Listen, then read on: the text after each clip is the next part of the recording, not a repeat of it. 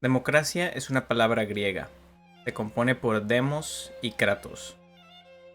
Hoy en día muchos de nosotros vivimos en países cuyos gobiernos son llamados democráticos. Existen representantes que son elegidos por el pueblo y ellos son los que gobiernan, y a esta forma de gobierno se le llama democracia representativa. Un primer argumento en contra de la democracia sería que nuestros gobiernos hoy en día están muy alejados de la eficiencia. Crisis inmobiliaria, guerra sin fin, contaminación global y calentamiento global son solamente algunos de los resultados de nuestros procesos democráticos. Pero en realidad podríamos decir que todo esto es obra de la democracia. ¿Los países que se hacen llamar a sí mismos democráticos son verdaderamente democráticos? No necesariamente.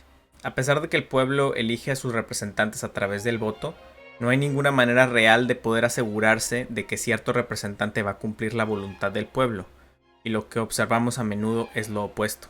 El Departamento de Justicia de Estados Unidos denunció que 12 países recibieron ilegalmente casi 800 millones de dólares de parte de la empresa constructora brasileña Odebrecht a cambio de contratos y licitaciones ligadas a obras públicas. En muchas ocasiones podemos ver cómo los intereses de los ciudadanos de a pie son ignorados por las élites de sus respectivos países, a quienes les interesan más sus ganancias personales que el bien común.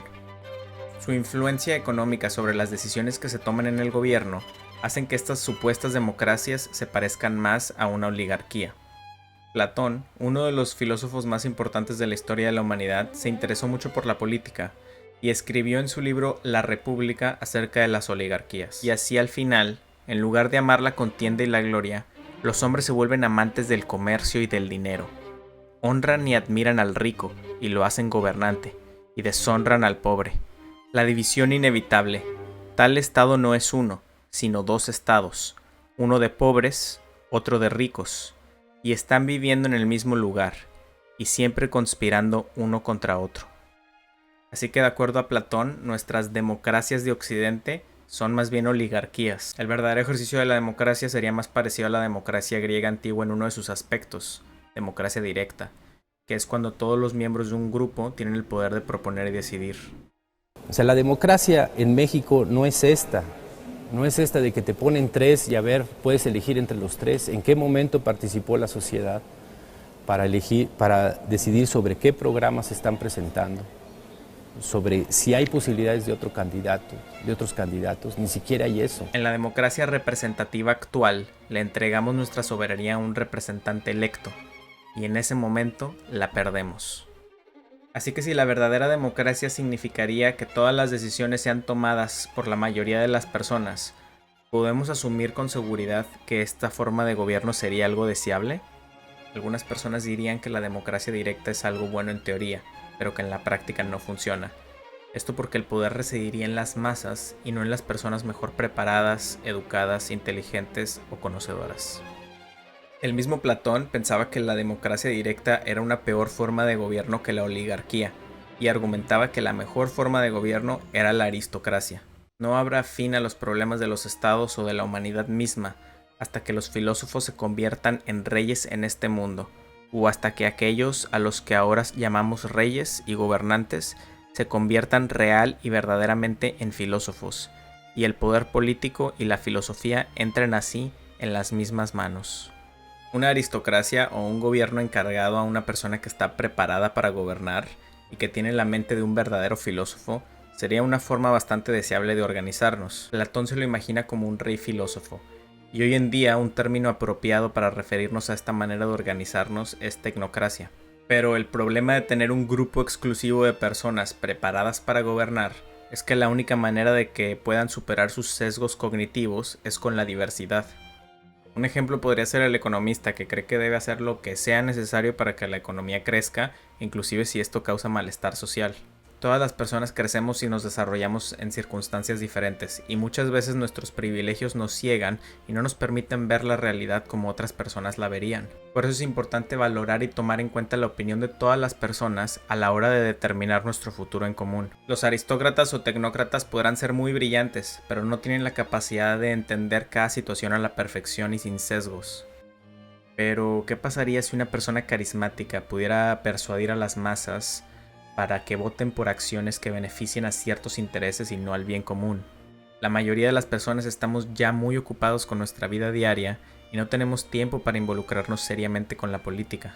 Esto nos convierte en blancos perfectos para líderes populistas, y es por eso que la democracia directa es peligrosa, porque no podemos permitir que las personas que son persuadidas fácilmente se involucren en la toma de decisiones que puede afectar a todos los demás. El problema con este razonamiento es que asume que entonces las personas que sí pueden tomar decisiones son inmunes a ser persuadidas, y no hay personas que sean completamente inmunes al poder de la persuasión.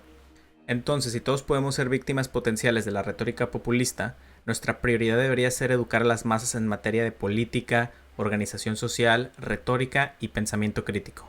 Debemos como sociedad valorar las opiniones que nos hacen cuestionarnos nuestras suposiciones, porque a través de estas pruebas podemos fortalecer nuestros modelos del mundo y nuestras creencias. La respuesta al problema democrático no es esperar a tener un dictador benévolo que sepa todo sobre todo.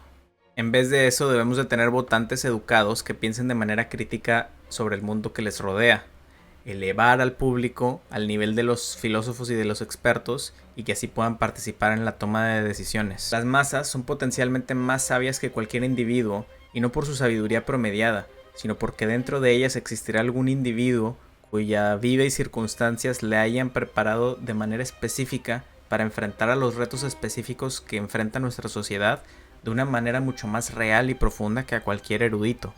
Sin embargo, la crítica platónica de lo que él denomina el hombre democrático sigue siendo válida hoy en día. Los valores de libertad e igualdad de la democracia griega aún siguen siendo los mismos valores que encarnan nuestro ideal de democracia actual. Platón describe en su libro cómo se constituyen las diferentes formas de gobierno: aristocracia, timocracia, oligarquía, democracia y tiranía, y las usa todas ellas para describir el carácter de los individuos que las conforman. Cuando llega el turno de hablar de una ciudad democrática y sus habitantes, Platón critica lo que él llama el hombre democrático, diciendo: pone todos los placeres en pie de igualdad, y vive así transfiriendo sin cesar el mando de sí mismo al placer que caiga a su lado, como si fuera cuestión de azar, hasta que se sacía y luego se vuelve hacia otro, sin desdeñar a ninguno, sino alimentando a todos por igual. Esta crítica platónica al hombre democrático, extrapolada a la modernidad, a pesar de todas sus diferencias en cuanto al contexto histórico, podría decirse que sería una persona que prefiere pasar horas viendo TikTok a leer un libro, aprender sobre celebridades en vez de aprender sobre historia, o consumir innecesariamente sin ningún autocontrol. Una sociedad consumista que valora el beneficio a corto plazo está por lo tanto conformada por personas que abandonan su disciplina y ceden ante cualquier placer inmediato que se les presente, de manera muy similar a la crítica platónica, que prosigue diciendo: y así sigue viviendo, cediendo día a día al deseo que tiene entre manos. A veces bebe mucho mientras escucha la flauta, otras veces bebe solo agua y está a dieta. A veces se dedica a la preparación física, otras veces está ocioso y lo descuida todo. A veces incluso se ocupa de lo que él toma por filosofía. A menudo se involucra en política, saltando de su asiento y diciendo y haciendo lo que se le ocurra. Si él admira a los soldados, lo llevan en esa dirección. Si hace dinero, en esa. No hay orden ni necesidad en su vida, pero él la llama placentera, libre y benditamente feliz, y la sigue mientras vive. Es por eso que debemos de tener entendimiento y curiosidad, pero también disciplina. Valorar la educación por encima del entretenimiento para así convertirnos en los reyes filósofos que se gobiernan a sí mismos, y con esto hacer que la democracia valga la pena.